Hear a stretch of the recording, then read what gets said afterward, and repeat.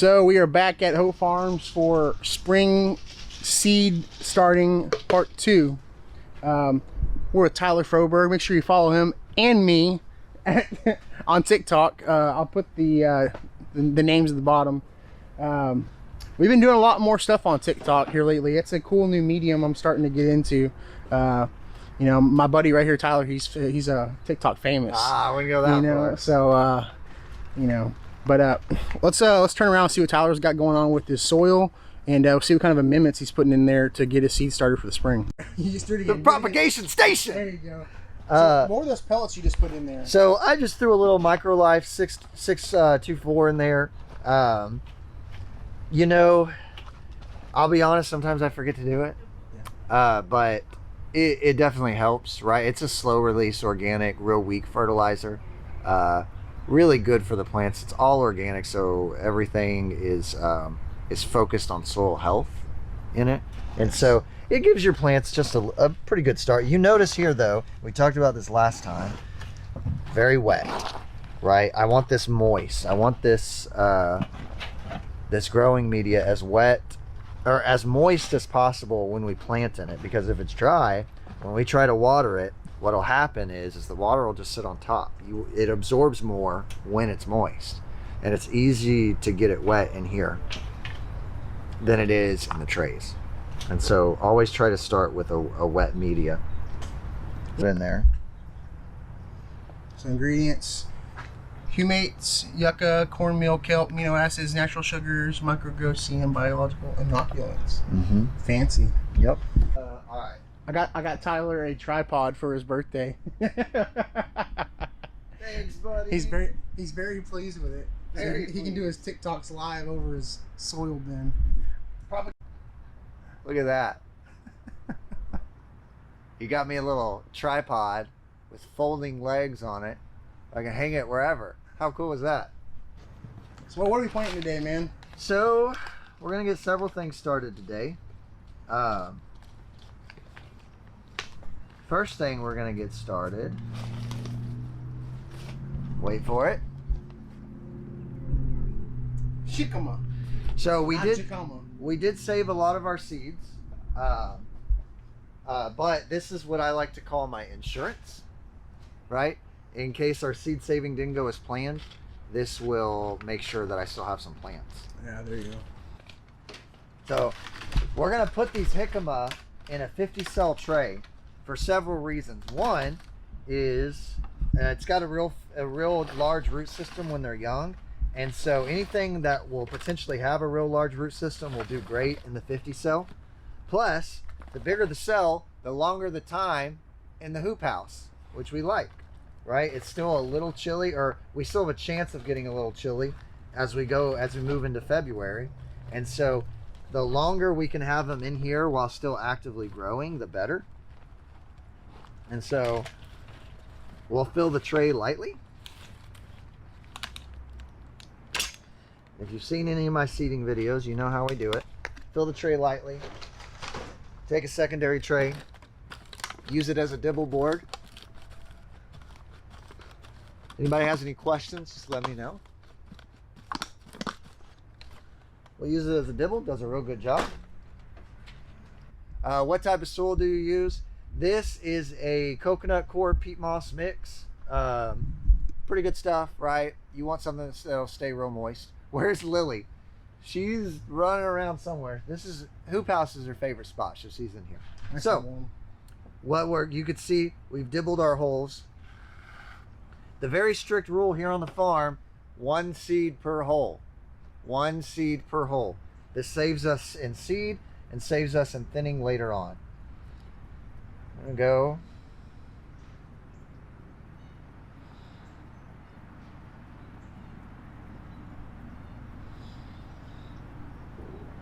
It's the most entertaining part, especially when they're really large seeds. It's so easy to seed. Now again, this is just our insurance policy. All right, guys. This isn't a whole lot of seed. We have probably 5,000 seeds saved up. We're just going to start these a little early. Like I said, it's kind of an insurance policy to make sure that we do have some jicama. Each one of these will either produce one large tuber or several small to medium-sized tubers, as Nowak was here when we dug them last time. So It's not a tuba. it's not the tuba. So,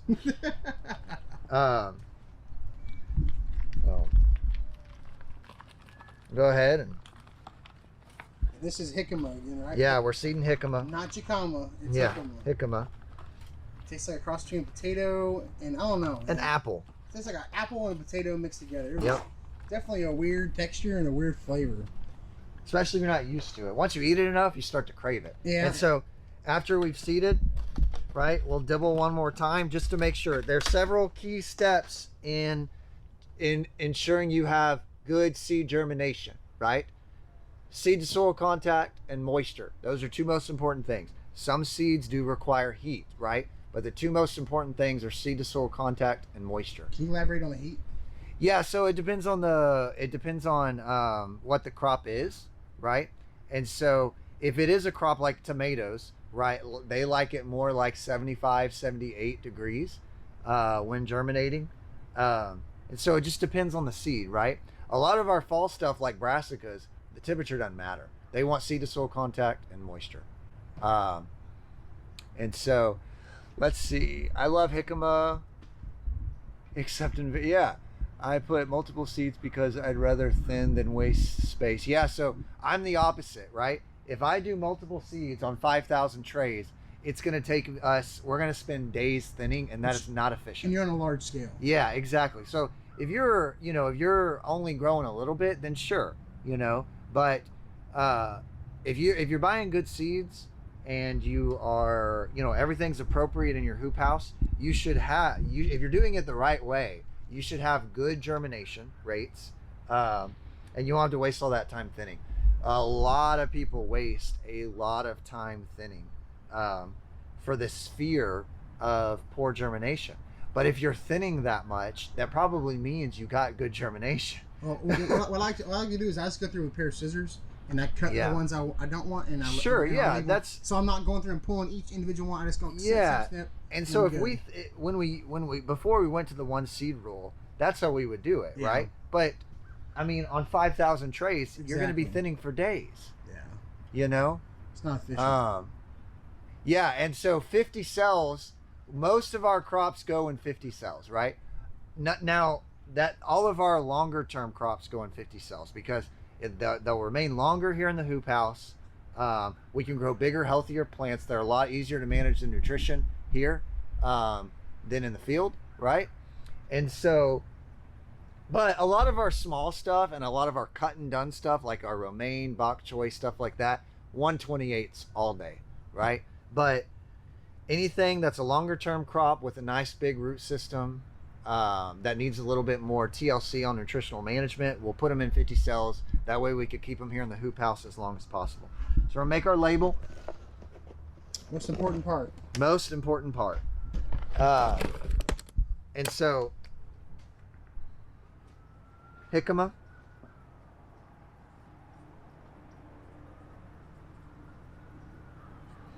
We're also going to put a KS on it. That tells me what seed company it came from. This is really important for yeah. This is really important to take note of crop failures. All right. For example, we had several trays of sorrel that we got. I won't say the seed company because I don't want to badmouth anybody, but from a particular seed company, 0% germination, right? When something is 0% germination, something went drastically wrong, right? Drastically wrong. And so when we look at that, that's when we go back and look at the seed company and we can send them a message. 9 times out of 10, they'll ratify the problem, right? They'll send us new seed. But it also lets them know, like, go check in with other customers who bought that seed around the same time we did to make sure that they didn't have the same failure, right? So that's one of the reasons.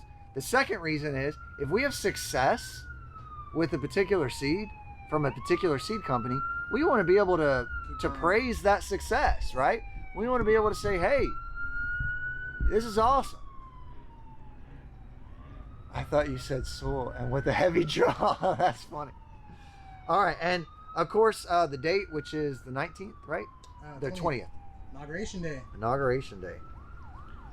01/20. All right. Really important to put the date on the back for several reasons. One, we want to know how long it was in the hoop house. All right.